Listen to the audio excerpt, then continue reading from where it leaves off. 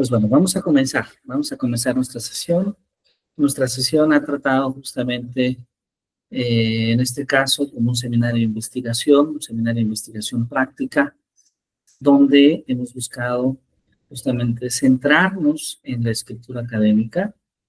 En realidad es el tipo de seminario que si nuestros demás compañeros desearan asistir o pudieran asistir, sería sumamente provechoso porque sería el medio para hablar de la escritura, el medio para escribir y justamente tener recomendaciones, adecuaciones, comentarios que nos permitieran realmente mejorar nuestras propuestas de escritura. Eh, Vamos entonces a comenzar y creo que como inicio dejamos una tarea, ¿verdad, maestra Nancy? ¿Es correcto? Sí, doctor. ¿Y cómo le fue a usted con este ejercicio? Ahorita para hacer este ejercicio retomé algún tema que ya tenía anteriormente de mi licenciatura, como para tener bibliografía accesible, que era sobre la epistemología. Ah, perfecto, qué interesante. Bueno, entonces no sé si usted guste compartir su documento para sobre ello ir haciendo algunos comentarios, algunas preguntas, algunas sugerencias, si fuera tan amable. Se lo comparto aquí como pantalla. Ah, exactamente, puedo compartirlo como pantalla, así es. Ok.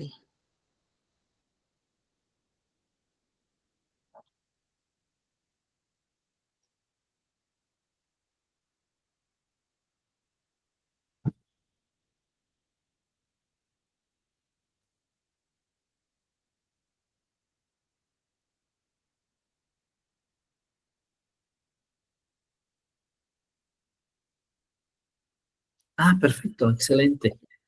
Muy bien, ya se puede ver. A ver, entonces Bueno, vamos a ir leyendo un poquito. ok. Bienvenida, maestra Xochitl, bienvenida, muy bien.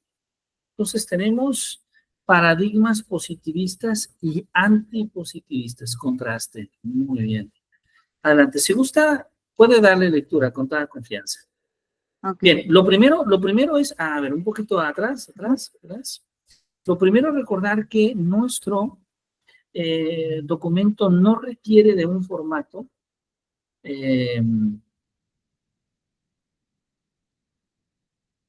no requiere de un formato, no requiere de una portada en específico.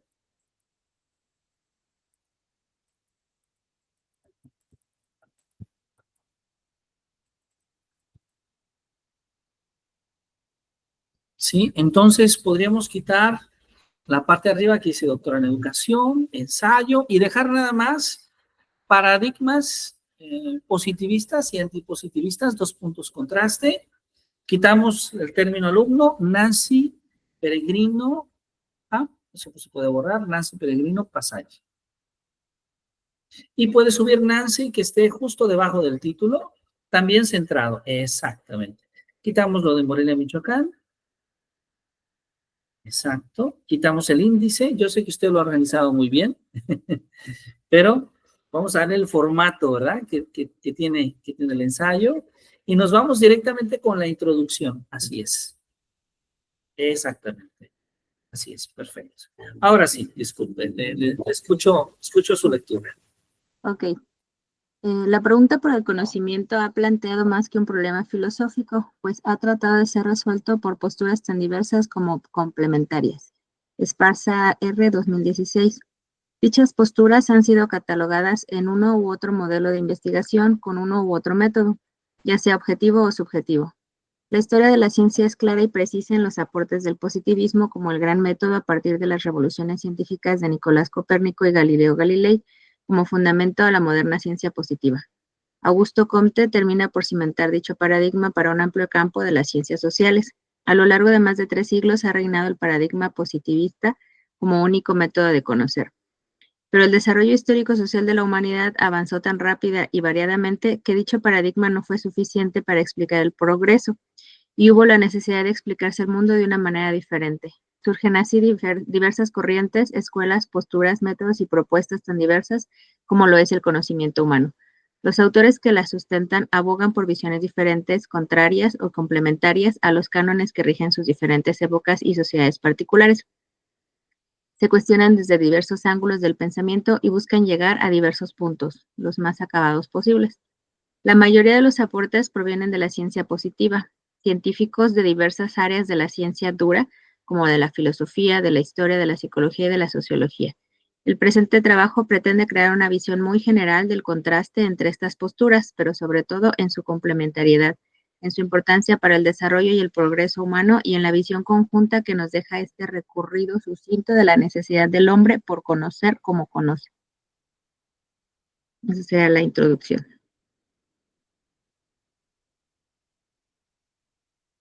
Desarrollo. Desde el comienzo de la historia de la filosofía, la preocupación por el origen de las ideas y la validez del conocimiento ha sido la principal fuente de múltiples y variadas concepciones, teorías y posturas tan cercanas como divergentes. En este sentido, tenemos periodos marcados de innovación y revolución científica en lo que se refiere a la concepción del mundo y su validez. Cada época ha buscado las formas más adecuadas de llegar al conocimiento y los métodos para hacerlo. Desde los griegos hemos visto divisiones opuestas como el empirismo y el idealismo con Aristóteles y Platón respectivamente. Dichas categorizaciones dan origen a sus propios seguidores con sus propias propuestas. Luego, en la Edad Media hay una mezcla de creencia y razón que es fácilmente cuestionado en la época moderna con el Renacimiento y luego con la Ilustración, donde vemos ya una división entre el racionalismo y el empirismo. Cada época se caracteriza por un cambio de paradigma, como lo menciona Kuhn, que surge pues las teorías anteriores ya no se corresponden en su totalidad con las nuevas realidades que cada vez se complejizan más. Llegamos a un cisma cuando se establece el predominio de la ciencia positiva sobre cualquier otro tipo de conocimiento de la realidad.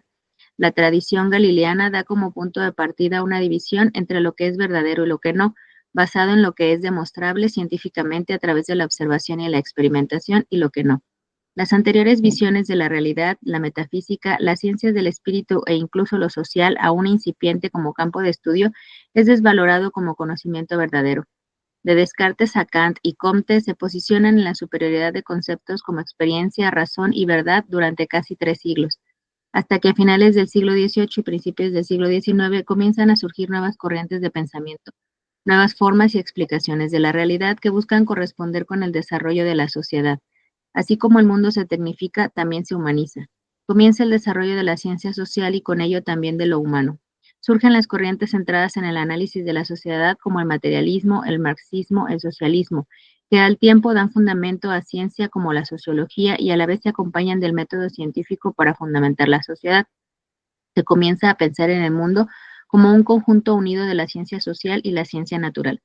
Pero el lado positivista aún tiene mucho que aportar. El método científico, más que estar acabado, se reforma y aparecen autores como Kuhn, Popper, Lakatos y Feyerabend para criticar y a la vez aportar más sobre la ciencia dura, sobre los métodos científicos y su validez. Conceptos como paradigma, falsacionismo, verificación, progreso, cientificismo, inconmensurabilidad y revolución científica se vuelven parte del positivismo y a la vez de su crítica, análisis y estudio. El empirismo aún no termina con el análisis del mundo y se impone con nuevos giros epistemológicos que le dan una nueva visión de la ciencia a través de sus autores y propuestas. Pero ello también abre la puerta para construir nuevas epistemologías desde el sujeto. Si bien ya se había hablado sobre la importancia del sujeto en el conocimiento científico, se retoma en el siglo XX con el surgimiento de la psicología y corrientes que le dan un papel central en el proceso científico, y no solo como observador.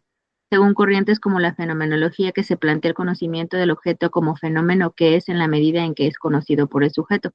Con ello, se da un giro al papel de la realidad como algo ahí en el mundo, ya que se cuestiona si está ahí por sí mismo o solo en la medida en que lo conozco, en que se vuelve objeto, fenómeno. Se habla también de la lingüística y la semiótica como una parte importante del estudio del conocimiento, ya que el sujeto también construye a partir del lenguaje. Determina el conocimiento y la verdad de las proposiciones por medio de su lenguaje. Así como la hermenéutica lo hace a través de la interpretación, comprender el mundo es interpretar. Husserl, Wittgenstein y Gadamer respectivamente son los principales autores de dichas corrientes que aportan su parte a las miles de facetas del conocimiento.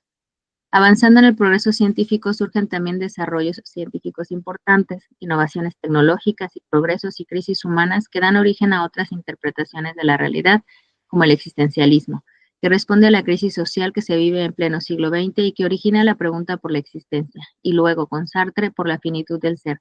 Las dos principales guerras mundiales también dan origen a la decadencia del hombre y a la vez a la duda por la superioridad de la ciencia.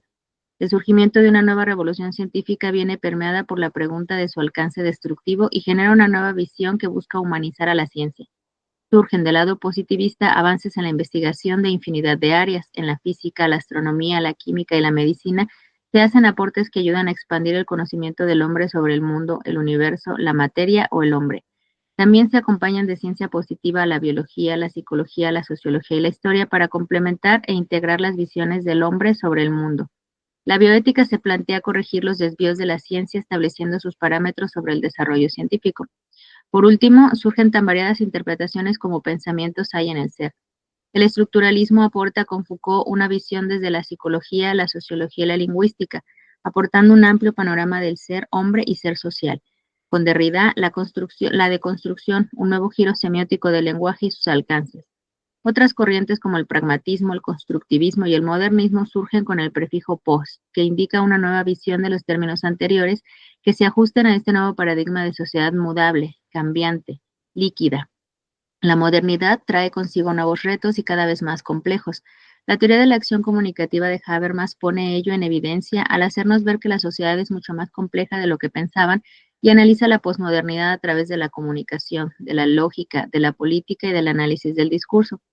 La teoría de sistemas pone nuevamente sobre la mesa la discusión de si seguimos hablando de positivismo versus antipositivismo, o más bien se trata de juntar todo para verlo desde los puntos de vista biología, química, física, historia, sistema, psicología, lenguaje, computación, cibernética, etc. Todo se complementa, se complejiza y se retribuye a un gran sistema que es el hombre. A manera de conclusión, si es que se puede intentar una, cabe decir que son muchas más las corrientes, los autores, los sistemas, las visiones del mundo y del conocimiento. El tema del presente ensayo es muy amplio para realizarlo a detalle en este espacio. Ello es indicador de que la realidad se nos escapa siempre y constantemente en la medida en que cambia, muda y se transforma. El conocimiento como la realidad es inacabado. No podemos sintetizar en este espacio la gran discusión que ha representado para la ciencia el marco positivista de investigación y la importancia de su método, pero podemos conocer de su legado en cada una de nuestras formaciones académicas, en cada uno de nuestros aparatos tecnológicos, en cada uno de los ámbitos del progreso y el desarrollo humano, así como en el campo de cada ciencia, sea natural o social, dura o no. Así es como es indiscutible que los diversos métodos no positivistas son necesarios para el progreso. También es evidente que el progreso del ser humano y del conocimiento no hubiera sido posible sin la comprensión del hombre como un todo complejo, tan complejo que cada parte de él es una disciplina que merece ser estudiada y analizada. Si bien no con miras a la verdad absoluta, sí con intención de comprender, interpretar y buscar siempre lo más cercano a la verdad, a la pregunta constante por el ser.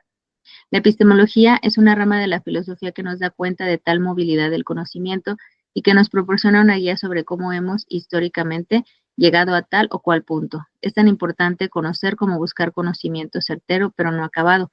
El positivismo es un punto de referencia vital para guiar a la razón, pero no el único ni siempre el más adecuado a todos los fines. Cabe decir que cada disciplina desarrollada por el ser humano es y será inagotable. No se le puede ver todas las aristas al objeto de su estudio. Por ello, debemos complementarla, seguir buscando, seguir conociendo, pero sobre todo seguir preguntándonos. La base de toda ciencia es y será la filosofía, la madre de todas las ciencias, y lo que la filosofía es pregunta. Y aquí están las referencias.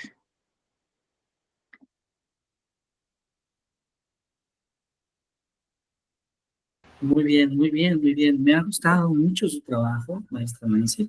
Maestra Nancy, eh, eh, ¿cuál fue su estudio de licenciatura? Estudié la normal y filosofía.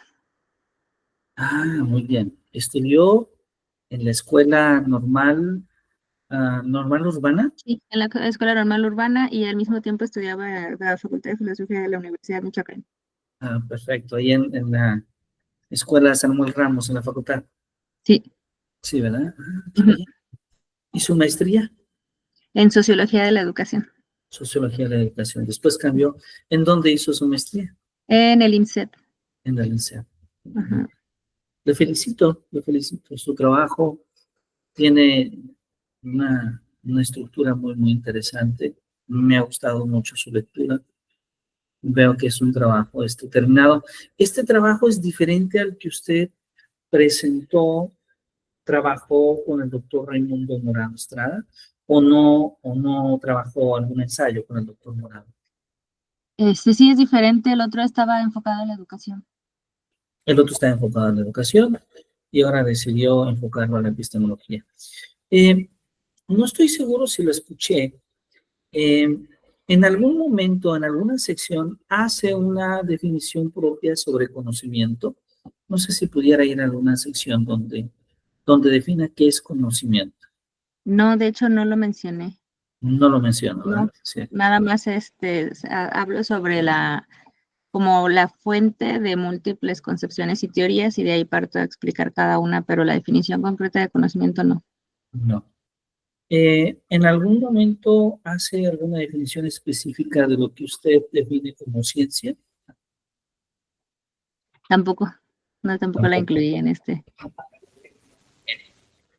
Ok, bueno, son dos comentarios porque probablemente son dos conceptos que podrían enriquecer el ensayo, pero que además en el momento en que usted los escribe, probablemente puedan ser controvertibles, porque como sabemos, de acuerdo a cada paradigma, hay una perspectiva muy específica de lo que significa conocer, conocimiento, o de lo que puede significar ciencia. Entonces, creo que sería interesante si, sobre todo en la parte inicial, como una especie de punto de partida, podría incluir cuál es la mirada, porque son dos términos que usted utiliza constantemente, cuál es su mirada sobre qué es lo que usted va a llamar conocimiento y qué es lo que usted va a llamar eh, ciencia, ¿sí? Creo que sería lo que puede enriquecer la propuesta. De ahí en adelante veo un trabajo muy bien estructurado, eh, prácticamente concluido en un alto porcentaje, y pues le felicito realmente por su presentación. Creo que ha hecho una propuesta muy, muy interesante. Sí, gracias. Creo que ha hecho una propuesta muy, muy interesante. Y bueno, esto significa entonces que particularmente usted ya cuenta con un producto conclusivo, con un producto que de hecho, como principal objetivo del seminario, como ya se había mencionado, es justamente el de poder publicarlo. ¿Sí? El de poder publicarlo. Entonces, eh, la universidad está por eh, terminar de editar un material que se llama Memorias 2, que será justamente un segundo número de una publicación.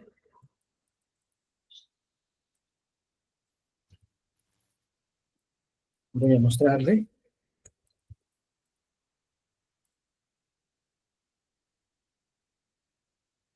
lo que viene siendo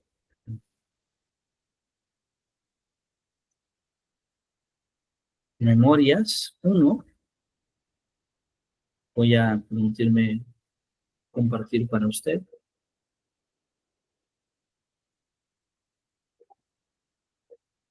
Y esto lo comparto y aparece allá. Ahí se aparece en pantalla completa.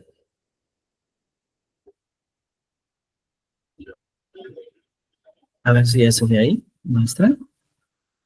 Sí, sí se ve. ¿Sí? Maestra Xochitl, ya se ve. ¿Sí? Entonces tenemos ahí justamente, este es Memorias, volumen 1, ¿ah? Que es el texto donde aparecen, no sé si identifiquen, pero algunos de los colegas que aquí aparecen son profesores o son estudiantes del programa de doctorado. Tenemos aquí este texto, Memorias 1. Ahí lo tenemos.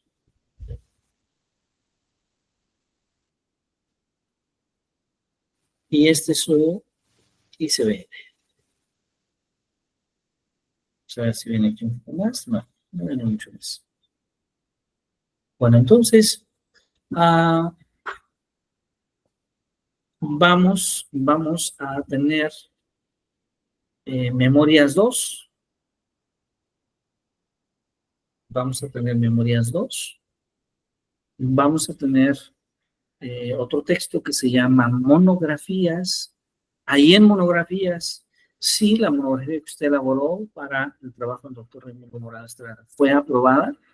Ahí podría ser publicada.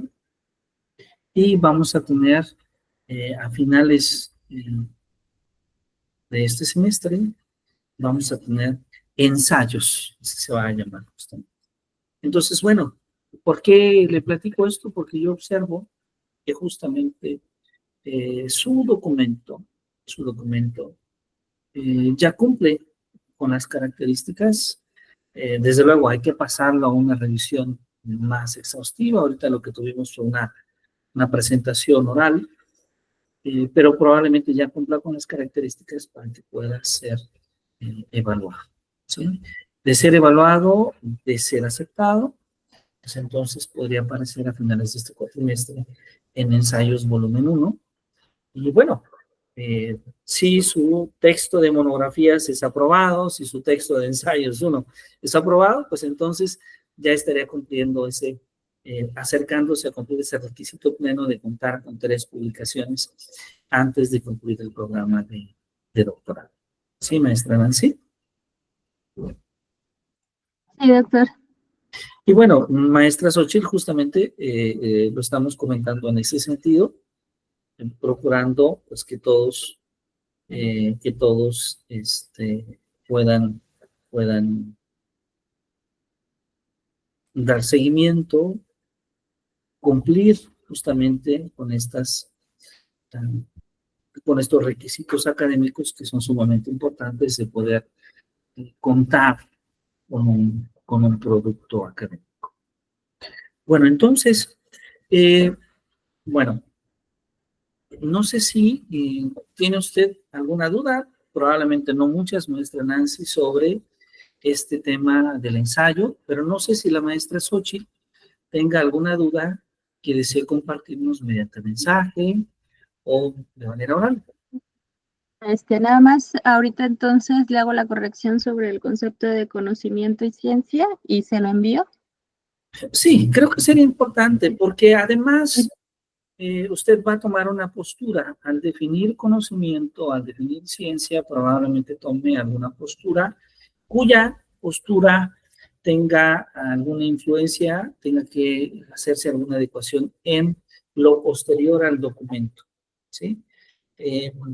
Es decir, en el documento usted ya nos habla de ciencia, ya nos habla de conocimiento, pero lo maneja de una manera abstracta y acá lo que le pedimos es poder concretarla a una definición propia de qué postura toma usted, ¿no? Porque tenemos una definición de ciencia que viene desde las epistemologías positivistas, pero las epistemologías no positivistas presentan una postura de ciencia distinta, ¿sí? Una conceptualización diferente. Están pensando en otra mirada de la ciencia, no exactamente que esa mirada que pueden tener justamente las epistemologías positivistas. Entonces, sí son miradas distintas, cada una desde luego con importancia, pero no buscamos acá decir que una mirada es mejor que la otra mirada, que una es correcta y la otra no, sino que más bien lo que buscamos es que la autora pueda tomar una postura de cuál es la mirada o la conceptualización de conocimiento y de ciencia que usted toma como base, ¿sí? Ese es el contexto un poco sobre cuál es, justamente la perspectiva que usted decide tomar eh, como base, cuál es el criterio que usted decide tomar como base. ¿Ok? Sí, muy bien, doctor, gracias. Sí, esa es un poquito la idea más. Ahora, voy a tratar de compartir.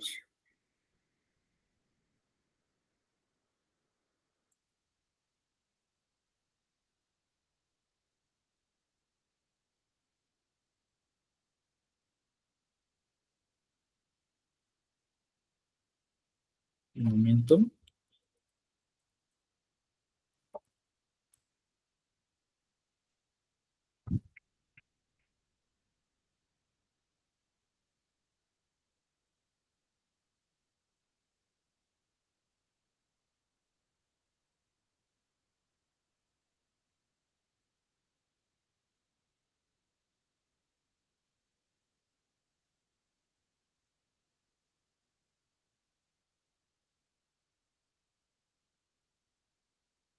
Y claro, voy a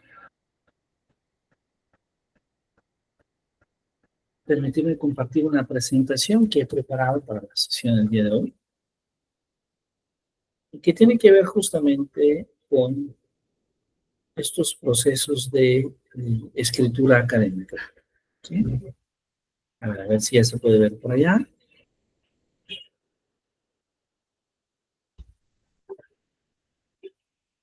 Ya se ve. Ya se puede ver, perfecto.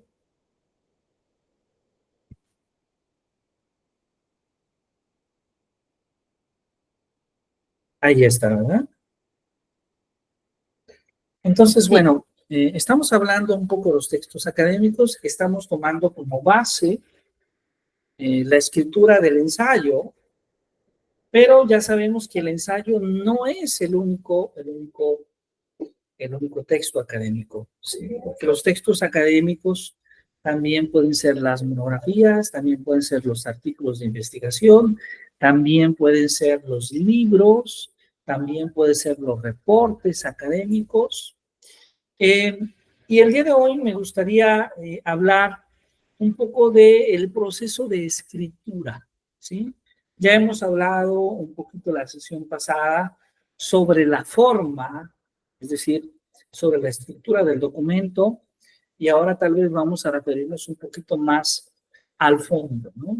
En pensar el proceso de escritura como esa actividad que lo que hace es contribuir a la divulgación, a la validación de los resultados, de los hallazgos de las investigaciones entre una determinada comunidad científica especializada.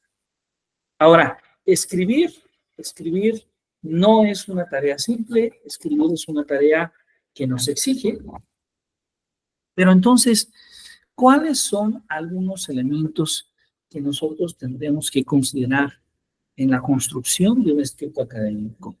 ¿Cómo es que nosotros debemos de presentar una propuesta de elaboración propia? ¿Sí? Claro, debe de ser propia porque desde luego sabemos que la escritura académica nos exige originalidad, nos exige creatividad, pero también al mismo tiempo buscamos que esta propuesta, que es propia, tenga un soporte teórico que sea pertinente, que sea confiable, ¿no? Entonces, eh, vamos a tratar de contestar algunas de estas preguntas y sobre todo basándonos también en algunas investigaciones, ¿sí? Algunas investigaciones como las de Castello, las de Chams, las de Milian, las de Carlino, las de Carrasco, las de Encina, Castro y López, que han puesto mucha atención en el interés en el estudio, en el análisis de la escritura, ¿sí? Y algunas de sus aportaciones nos permiten afirmar que escribir académicamente requiere del desarrollo de ciertas prácticas letradas específicas que contribuyen tanto a definir como también a presentar el contenido, a construir un metadiscurso, una argumentación, un sustento de sus argumentos, pero también a delimitar la estructura de los mismos, a desarrollar una presentación de la información con una determinada terminología, con usos de recursos de apoyo para organizar esa misma información. Entonces, tanto el contenido como la estructura deben de trabajarse en atender al campo de conocimiento donde se inserte el objeto de estudio en cuestión y donde muy seguramente hay determinados requerimientos. Entonces, ¿quiénes escriben? ¿Quiénes realizan esta producción de este tipo? Pues bueno, generalmente investigadores,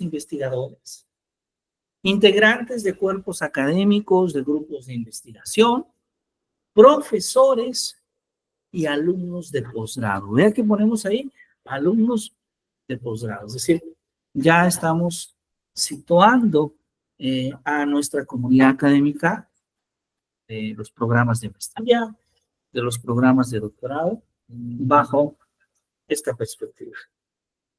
Ahora, estas actividades no siempre permiten el desarrollo de competencias relacionadas con este tipo de prácticas. En muchas ocasiones,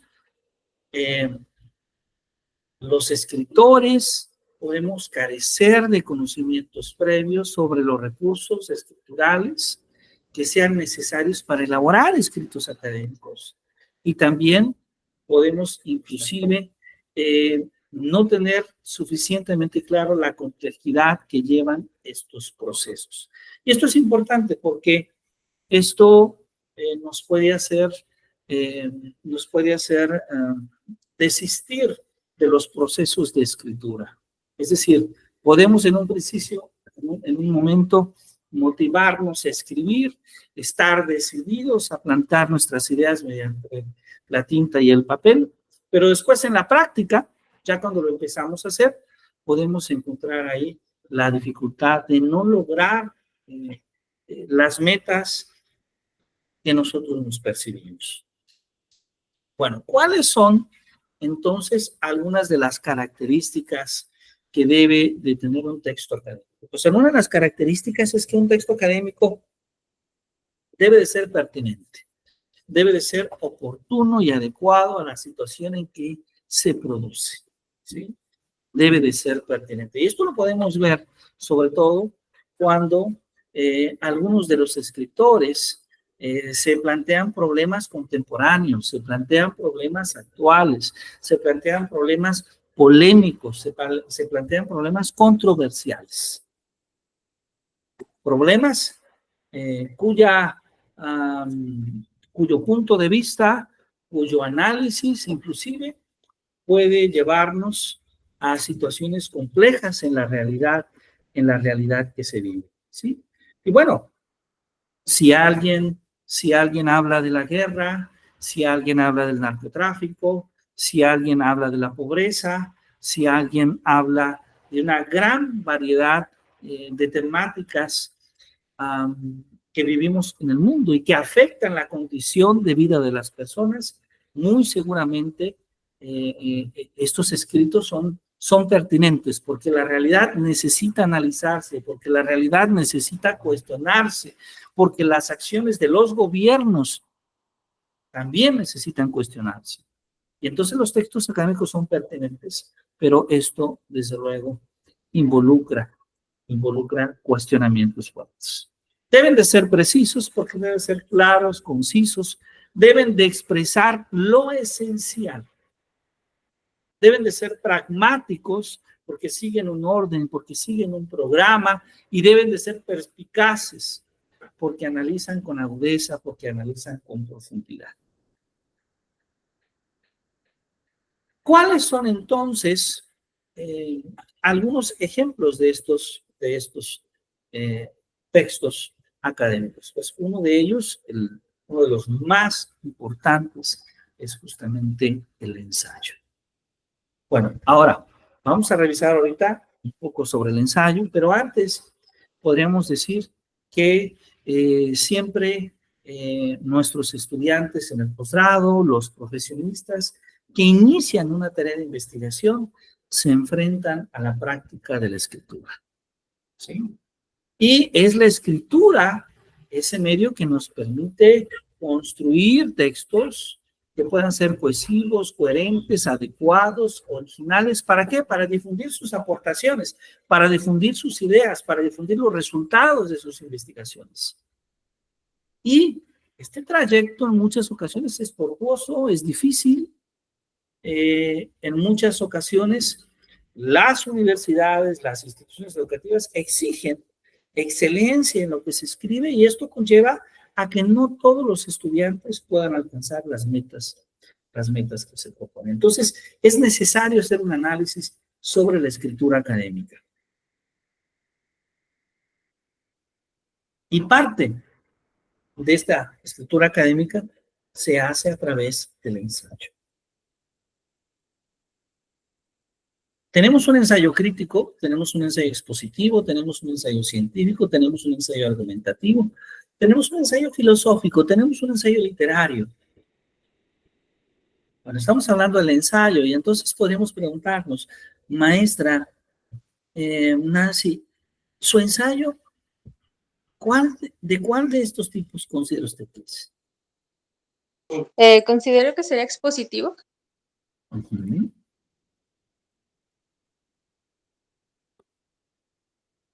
Exactamente, es decir, expone algunas ideas esenciales sobre un determinado tema. ¿Sí? El ensayo se vuelve crítico cuando se toma una postura ante el tema, cuando se toma una postura ante las acciones. El ensayo se vuelve científico cuando busca explicar, cuando busca probar, cuando busca demostrar, cuando busca argumentar. Veamos que el ensayo científico puede ser también argumentativo. ¿Sí? Cuando busca dar argumentos para probar algo.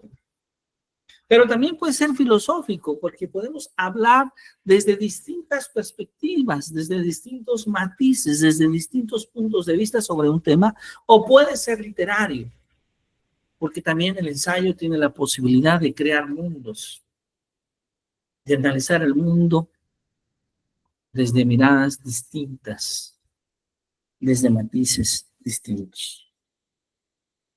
Un texto académico, entonces, es un documento proposicional que presenta un razonamiento, un estudio empírico y una experimentación o una revisión teórica.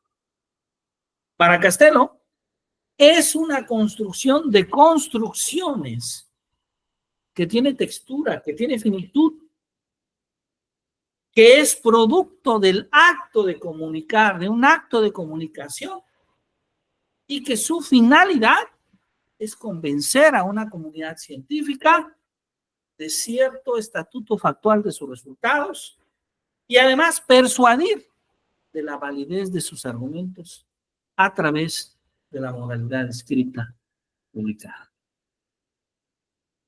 Podríamos decir que entonces el texto académico es una práctica letrada estrechamente vinculada a las características del área del saber en el que se desarrolla, como lo dice Carlino Martínez, Carlino y Sánchez, y con otras formas de escritura propias del área. Entonces, los autores de los textos académicos buscan convencer, buscan persuadir a los lectores a través de argumentos que puedan ser originales, que puedan ser veraces, que estén acordes al objetivo de estudio que se aborda y con las formas de estructura propia de la comunidad científica a las que está dirigida. Es decir, escribimos distinto cuando hablamos de divulgación, escribimos distinto cuando hablamos de difusión escribimos distinto cuando hablamos de investigación. Son objetivos distintos, son actos comunicativos, pero público, quien recibe, es diferente. Es distinto que escribamos un artículo de epistemología para un público que nunca ha leído sobre epistemología y que quiere conocer, comprender esta relación entre el conocimiento, entre las maneras de construir el conocimiento, esta relación en cómo surge el conocimiento y cómo el conocimiento puede clasificarse. Bien, esto es una manera de hablar de la epistemología. Pero también podemos pensar en que nuestro texto de epistemología es para un público de estudiantes de filosofía, que no son especialistas, pero que tienen un interés en la temática y que están dispuestos a profundizar en sus ideas sobre esa temática. Y es aún más diferente que busquemos que nuestro artículo pueda ser leído por especialistas en epistemología o por referirse en una revista de epistemología. Entonces, ¿para quién escribimos? ¿Para quién escribimos? Es importante. Bueno, podríamos entonces decir que hay 5 características fundamentales de el texto académico. ¿Sí? Esto lo podemos ver en las obras de Carlino, de Carrasco, de Casani, de Castelo, de Castro y Sánchez, de Finocio, de Viero, de Teberovsky.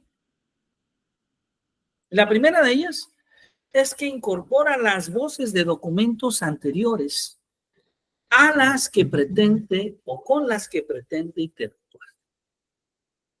Está interesante, es decir, incorporamos las voces de otros, claro que sí, porque nuestro estado del arte, porque nuestro marco teórico, porque nuestro estado de la cosa, porque nuestros fundamentos teóricos toman ideas de otros para dar respuesta, para refutar, para coincidir, para ampliar, pero tomamos en cuenta lo que escriben otros.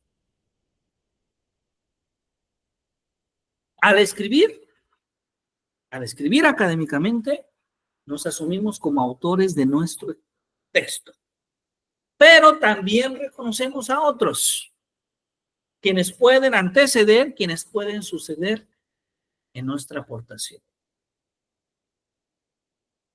Ahora, se exige la presentación de voz propia, de voz original, sustentada generalmente en la teoría y en los datos empíricos.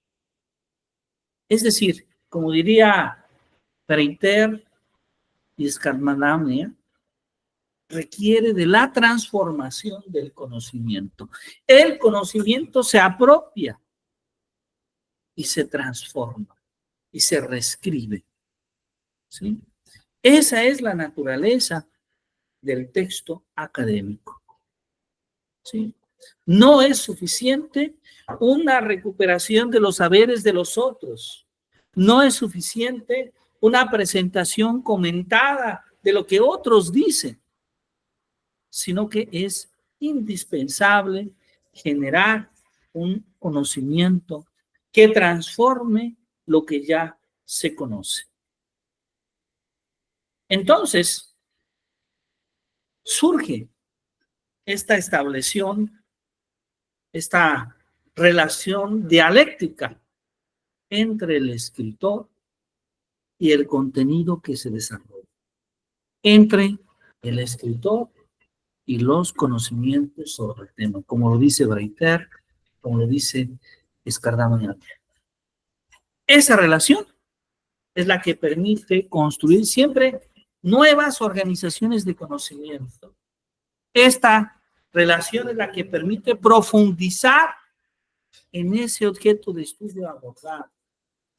Es esta relación la que plantea la posibilidad de dialogar con el texto, tanto el autor en primera circunstancia como los lectores en segunda circunstancia. Y claro, tercer aspecto es que requiere del uso de la intertextualidad, que Teverovsky la define como la construcción del texto propio a partir de los textos ajenos. Es ese ir y venir de las voces de los otros, de todos los que hemos leído, de todos los que hemos comprendido, de todos aquellos que hemos interpretado y que forman parte del proceso de aprendizaje del autor y que son la base de su propia voz. Es decir, el autor amplía los textos ajenos, trata de comprenderlos, trata de parafrasearlos, trata de citarlos con la finalidad de exponer, de sustentar, de validar su propia propuesta. El texto académico, entonces, no es el resultado de una sola etapa de construcción, sino que exige constantes miradas a lo escrito en diferentes momentos del proceso. Es decir, nosotros creemos que hemos escrito, la maestra Nancy, la maestra Xochitl dicen, ya escribí mi ensayo, pasa un par de días, vuelven a leer su ensayo y encuentran un párrafo, unos renglones en los cuales esa propuesta se puede mejorar. ¿Sí? Entonces, podemos ver, un momento, por favor.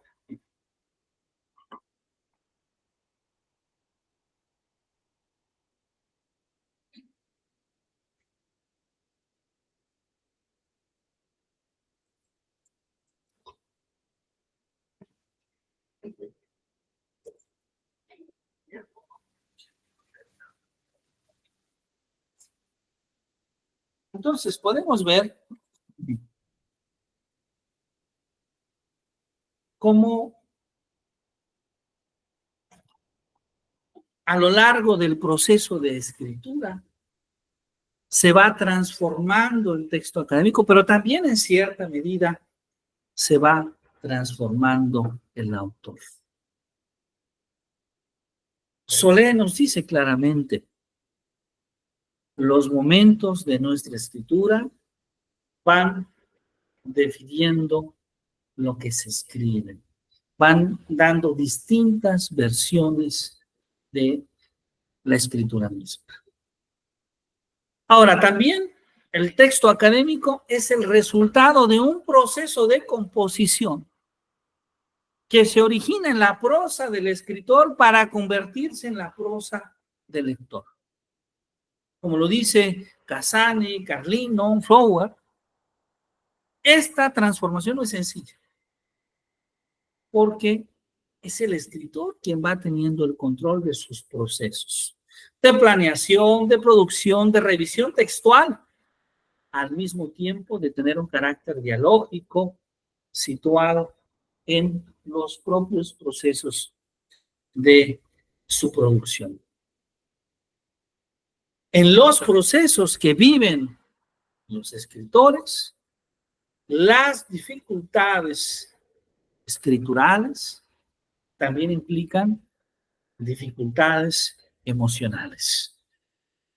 Es decir, quien escribe sabe de la ansiedad, quien escribe sabe del temor.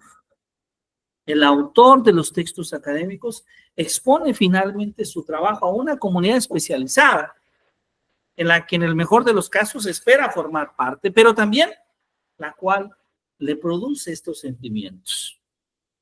Entonces, es, como podemos observar, sumamente importante conocer estas características. Ahora, como ya hemos comentado, la escritura de los textos académicos es una práctica común, es una práctica habitual en la comunidad científica. No solamente si estudiamos un doctorado, no solamente vamos a escribir ahora, sino que tal vez es ahora cuando vamos a comenzar a escribir y seguramente vamos a continuar escribiendo el resto de nuestra vida. Entonces, es una práctica común, ¿sí? Es una práctica que comienza en este momento y que seguramente va a continuar. Primero, ¿cuáles son las principales dificultades a las que nos enfrentamos? Una de las primeras es la comunicación.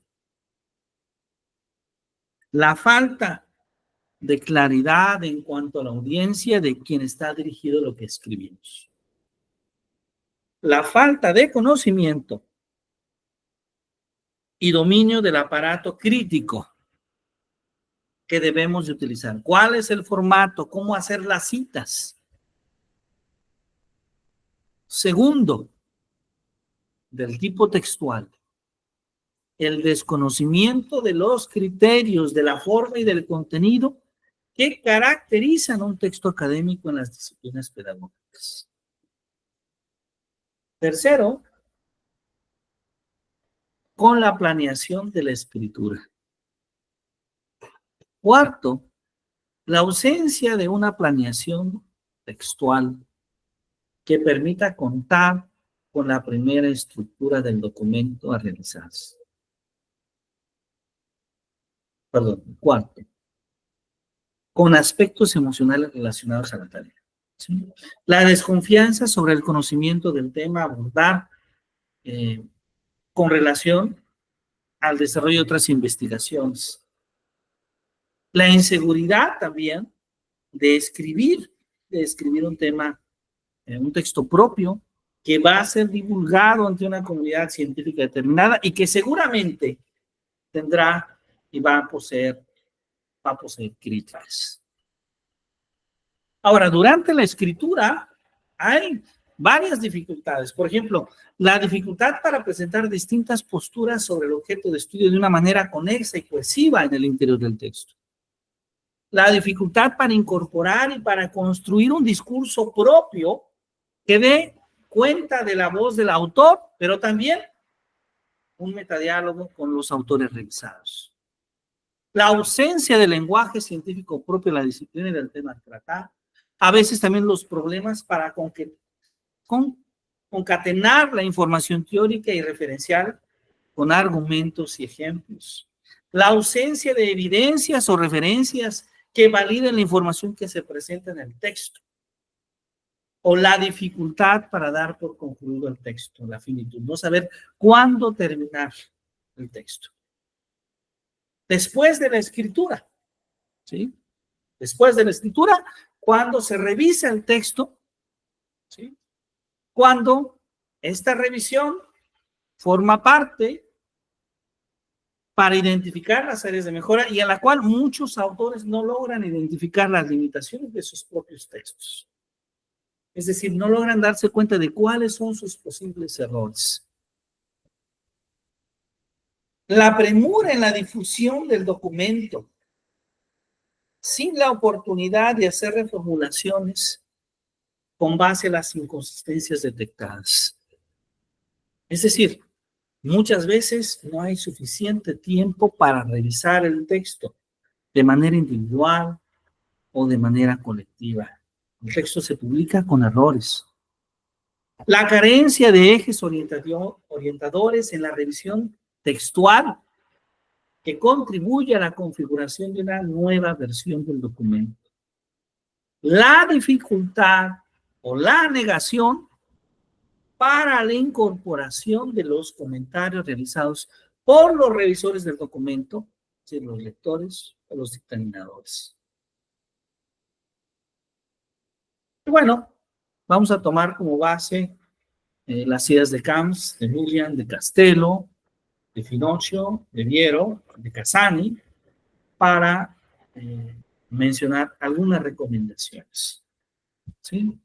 Vamos a tomar las recomendaciones. Perdón. Antes de escribir. ¿Sí? Y una de las primeras de ellos es, la primera es conocer las características del texto académico en la comunidad científica a la que se dirige. ¿Sí? Es decir, tener una exploración sobre las características de la disciplina, sobre el campo del conocimiento, es fundamental, ¿sí? Entonces, si estudio filosofía, escribo sobre filosofía. Si estudio pedagogía, escribo sobre pedagogía. Si estudio matemáticas, escribo sobre matemáticas. Es importante conocer el área en el que se escribe para que la escritura pueda ser más exitosa. Es importante identificar las características de la publicación o del medio en el que se va a enviar el escrito. El formato de ensayo es diferente al formato de monografía, es diferente al formato de tesis, es diferente al formato de capítulo de libro, es diferente al formato de artículo de investigación. Es indispensable conocer las características del documento a escribir. Conocer los rasgos del conocimiento, del tema, del lector, del contexto, de la finalidad y, desde luego, del medio de comunicación. ¿Sí? Es importante, entonces, tener un esquema que dé estructura al documento, que podamos saber qué va al principio, qué va al final, con qué tema inicio la discusión, con qué tema lo cierro. ¿Sí? ¿Cómo inicio? ¿Cuál es el esquema que sigue en mi propuesta? ¿Sí? Esto es una parte importante. Voy a parar aquí un poquito para tener la oportunidad de platicar y para que no sea tan cansada la presentación. Nos falta mucho más por hablar.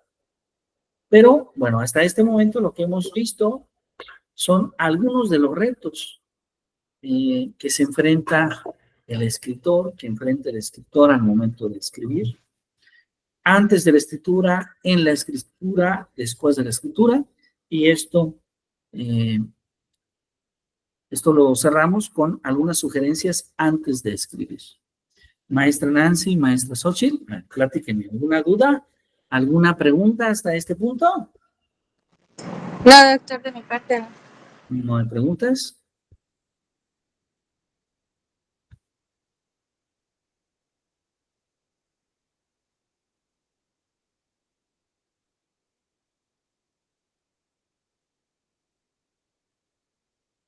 Bueno,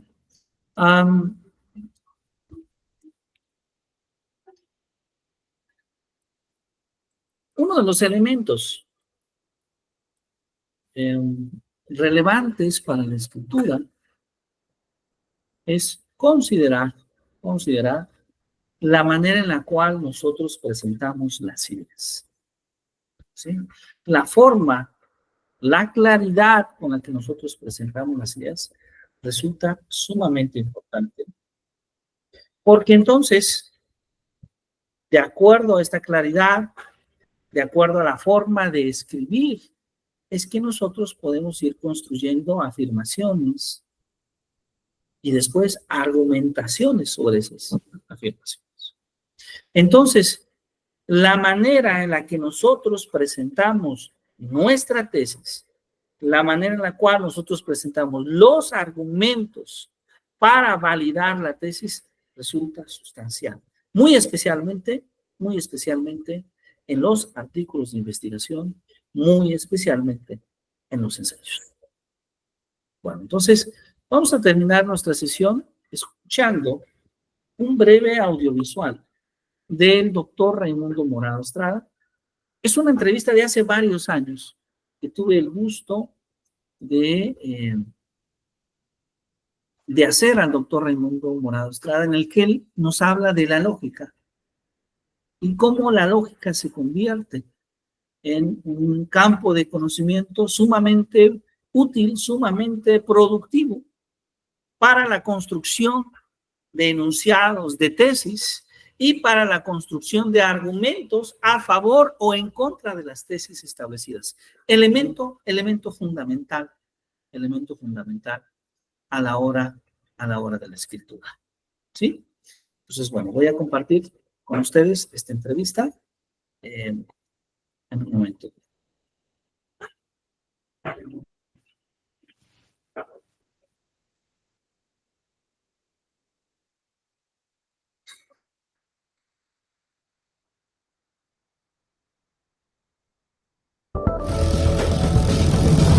Voces de cambio, educación, política, economía, ciencia y tecnología, salud cultura y toda una diversidad de temas en las Voces de Cambio. en las Voces de Cambio. Muy buenos días, bienvenidos a Voces de Cambio. Esta mañana tenemos el placer de contar con la presencia del doctor Raimundo Morado Estrada en nuestro tema, la utilidad de la lógica. Me permito comentar un poco sobre el doctor Raimundo Morado Estrada. Él es investigador del Instituto de Investigaciones Filosóficas de la UNAM, pero además ha sido acreedor a diferentes reconocimientos a nivel nacional. Por ejemplo, el Premio Nacional de Poesía de 1974, el Premio Universidad Nacional, la máxima distinción que otorga la Universidad Nacional Autónoma de México en 1998, y además ha sido presidente de la Academia Mexicana de Lógica y presidente de la Asociación Filosófica de México. Doctor Raimundo, un placer que nos acompañe esta mañana. Y bueno, a veces cuando uno piensa en este título, la utilidad de la lógica, pues surge una pregunta inmediata, ¿no? ¿Para qué nos sirve la lógica, doctor? Bueno, Jesús, muchas gracias por invitarme. Básicamente sirve para tres cosas. Uno es para tener más claridad, para entender mejor, comprender la realidad y comprendernos a nosotros mismos dentro de ella, incluyendo comprender nuestro pensamiento, el pensamiento de otros, nuestro lenguaje, cómo hablan los demás, para no estar tan confundidos, para poder entender qué está ocurriendo con nosotros, con nuestra mente y con nuestra vida. Eso es lo primero. Nos dan herramientas para clarificarnos, para poder abrir los ojos y entender dónde estamos, ubicarnos. La segunda ventaja es que nos da libertad, nos ofrece posibilidades.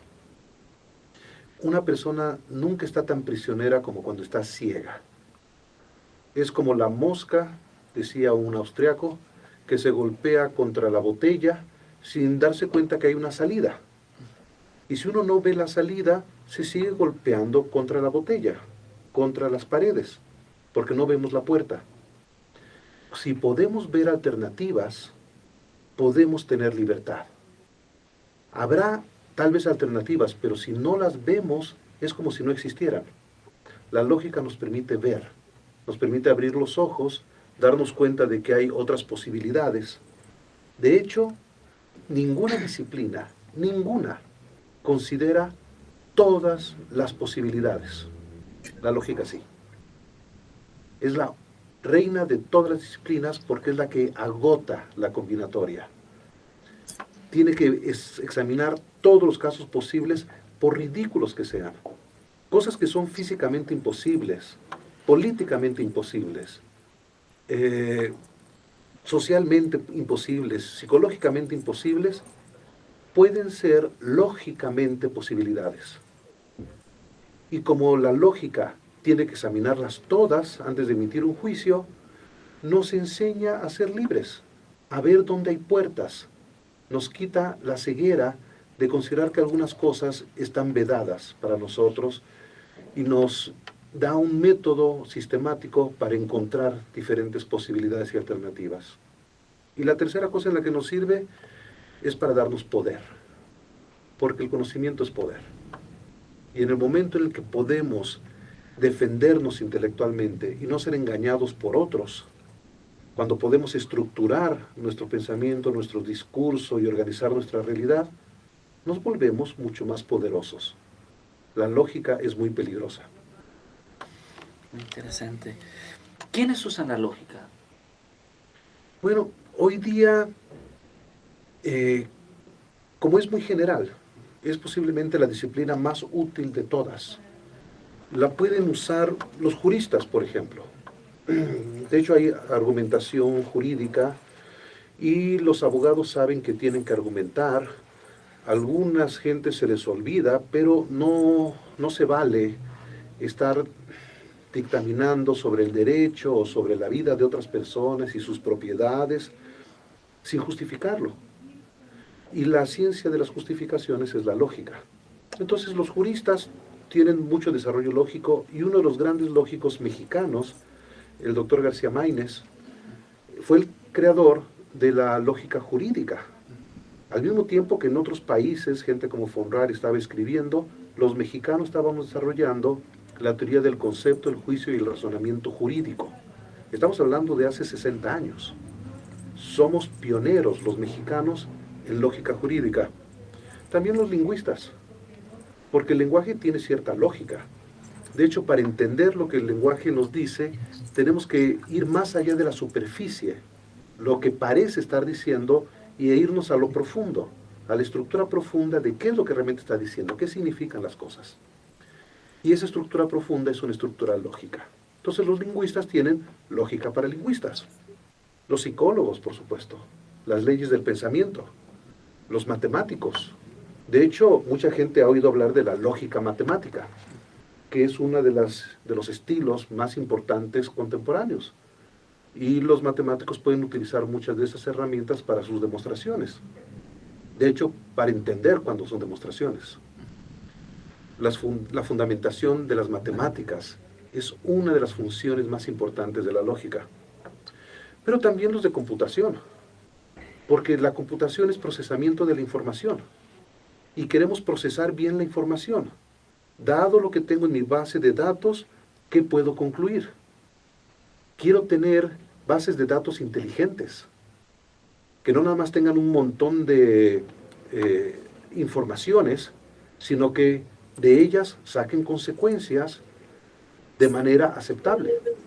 Entonces, ¿cuál es la manera aceptable de procesar la información? Es una pregunta lógica, y la ciencia de la computación utiliza lógicas especiales. De hecho, la parte más central de una computadora normal hoy día es lo que llamamos la unidad aritmético-lógica, los circuitos lógicos que la integran. Y por supuesto los filósofos. Estamos enamorados de la lógica porque nos gusta mucho hablar y tratar de entender la razón, la mente, la ontología, la realidad, el lenguaje. Todas esas cosas que nos fascinan necesitan lógica también. Entonces son unos cuantos ejemplos, pero se puede utilizar en medicina, en ingeniería. Grandes lógicos vienen de ingeniería eléctrica, ingeniería civil, etc., porque la lógica es la más universal de todas las ciencias. Bien, muy bien. ¿Cómo podemos aplicar, un ciudadano común, cómo puede aplicar la lógica en su vida diaria? ¿Cómo puede aplicar la lógica en la vida diaria un ciudadano de Morelia, por ejemplo? Ay, ojalá los ciudadanos de Morelia todos fuéramos lógicos. Porque un poeta norteamericano decía, si los clásicos tuvieran amplia circulación, si los clásicos tuvieran amplia circulación, si los clásicos tuvieran amplia circulación, el pensamiento me roba el sueño. Sería tan hermoso.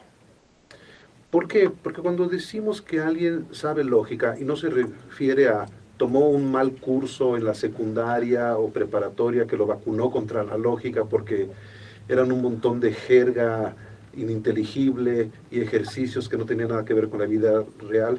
No, cuando la gente utiliza realmente la lógica, cuando realmente la aplica en su vida, empieza primero a no decir las cosas simplemente porque sí. Acepta que si afirma algo que es importante y puede impactar la vida de otros y no es obvio o evidente para todo el mundo, tiene la responsabilidad de justificarlo, demostrar que no se lo sacó de la manga, que no lo inventó, que tiene una razón por la que lo dice, que es un discurso racional, que da razones. Y si los mexicanos aprendiéramos a esperar razones en los discursos, que no aceptáramos lo que nos dicen sin preguntarnos ¿y cómo lo saben? ¿De dónde lo sacaron? ¿Cuál es la evidencia a favor de ello? Si tuviéramos un poco de sentido crítico, de espíritu científico, la ciudadanía cambiaría. La democracia sería un diálogo racional, sería un dar y ofrecer razones, y no solamente la ley de la fuerza, de poder sojuzgar al otro o confundirlo o chantajearlo emocionalmente. Las emociones son importantes, pero la razón es imprescindible. Las dos cosas tienen que cooperar para que tengamos buenos sentimientos y nuestras buenas intenciones no nos lleven al infierno. En general, la lógica en nuestra vida diaria, para una persona en Morelia, le ayudaría a distinguir la ciencia de la superstición, el pensamiento mágico de los conocimientos basados en evidencia, más o menos fundamentados. Nos serviría para leer mejor, lo cual necesitamos urgentemente, incluyendo leer lo que otros nos dicen, leer el lenguaje corporal de otras personas, leer las señales que nos están mandando, analizar los mensajes, tanto el pensamiento propio como el ajeno, escribir, comunicarnos mejor, que puede ser mandando correo electrónico o simplemente con una mirada. A veces uno se expresa y se comunica de maneras no verbales, y eso también es importante, tiene su lógica, y discutir mejor. Poder conversar y dialogar con los demás. Entonces, básicamente, nos ayudaría a clarificar de qué estamos hablando, a construir nuestro discurso mejor, a entender, a reconstruir el discurso de otros para poder comunicarnos y a mejorar ese discurso. No solamente a tenerlo claramente expresado, sino ahora que lo entendemos, superarlo. Ir mejorando cada vez más ese discurso. Muchas gracias, doctor Raimundo Morado Estrada. Ha sido un placer tenerlo en Voces de Cambio. Agradecemos mucho que haya aceptado participar en este programa y nos sentimos muy complacidos con su presencia. Esto ha sido una emisión más de Voces de Cambio. Agradecemos a Cambio de Michoacán la transmisión de esta información y a usted que nos escucha. Muchas gracias. Voces de Cambio. De cambio.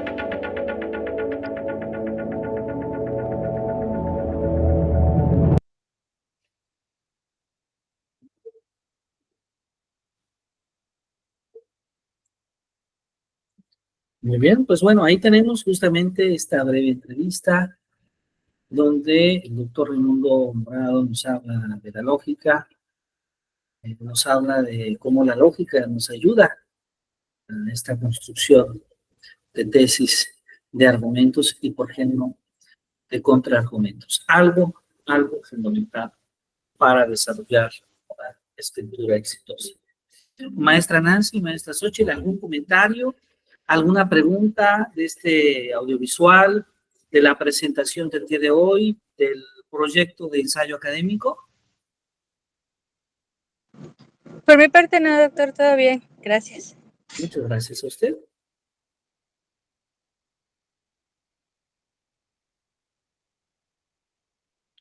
Bueno, si no hay preguntas o comentarios, pues entonces vamos a concluir en este punto.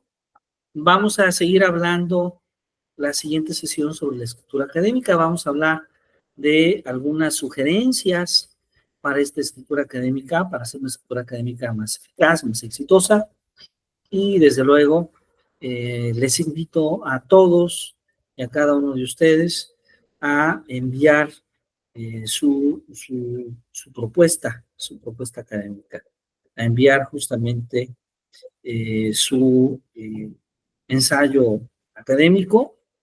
Entonces, voy a escribir en el grupo de WhatsApp las características, cuerpo del ensayo. Vamos a agregar, además de esto, la parte 5, que son las conclusiones.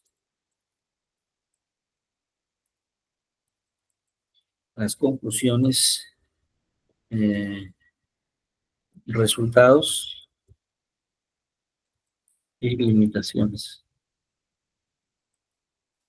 de la investigación.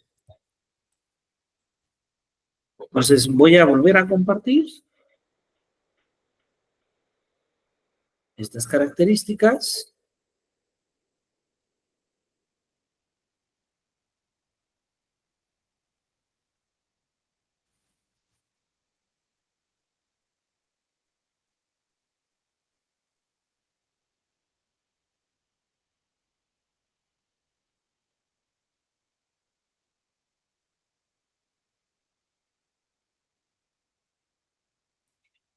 Ahí están las características. Esa es la tarea. Esa es la tarea. Muy bien. Pues bueno, hemos enviado entonces, hemos solamente recordado los puntos de tarea que ya aparecen en su grupo de WhatsApp. Y bueno, pues yo agradezco profundamente, maestra Nancy, maestra Xochitl, que nos hayan acompañado en esta sesión. Les invitamos a seguir trabajando en sus documentos para poder hacer una última revisión en la próxima sesión de clase. Muchísimas gracias y que tengan un muy bonito fin de semana. Gracias, doctora. Hasta luego. Muchísimas gracias. Hasta luego. Muy buena tarde. Hasta luego.